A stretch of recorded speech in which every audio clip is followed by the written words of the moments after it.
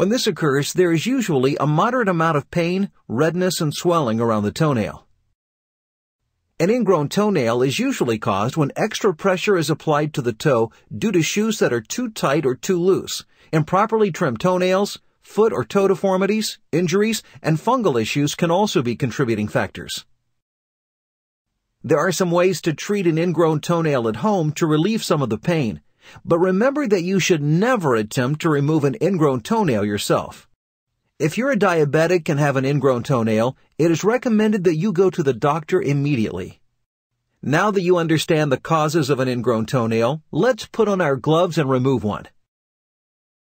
Our patient is ready, so let's begin by disinfecting the toe. Now, we need to numb the toe with a local anesthetic.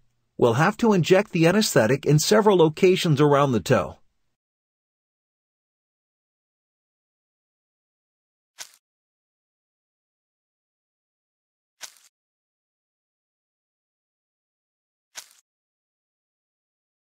Great! Now we'll wait a few minutes for the toe to get numb.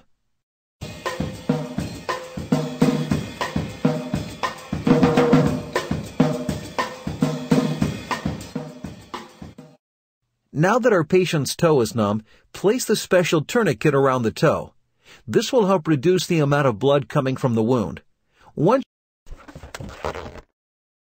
First, carefully slide one blade of the nail anvil under the affected nail.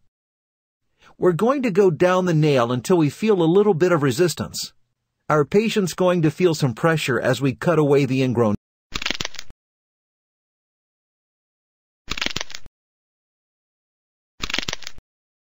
Great!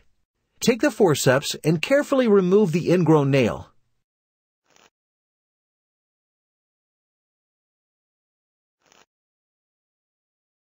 It's getting kind of messy in there. Let's clean up that blood.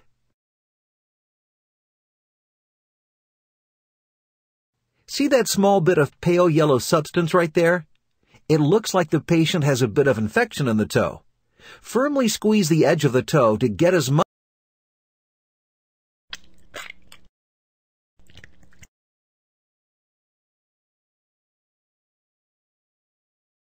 That toe is starting to look much better, but we're not done yet. Next, we're going to apply some phenyl acid to the wound. This will help ensure that the problem of ingrowth will not reoccur in this toe. When you're done inserting the acid, I'll remove the tourniquet and we'll finish up.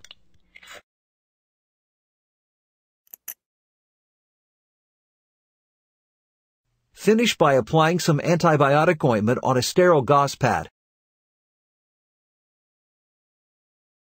Place it against the toe and wrap it in a gauze bandage. Fantastic job! Since there was some obvious infection, our patient will be sent home with a prescription for some antibiotics. We'll also need to tell our patient to keep the wound dry, clean the wound regularly, and replace the bandage 2 to 3 times a day. While our patient's toenail isn't likely to regrow, his condition is likely to return if he doesn't take care of his feet. This includes wearing proper fitting shoes,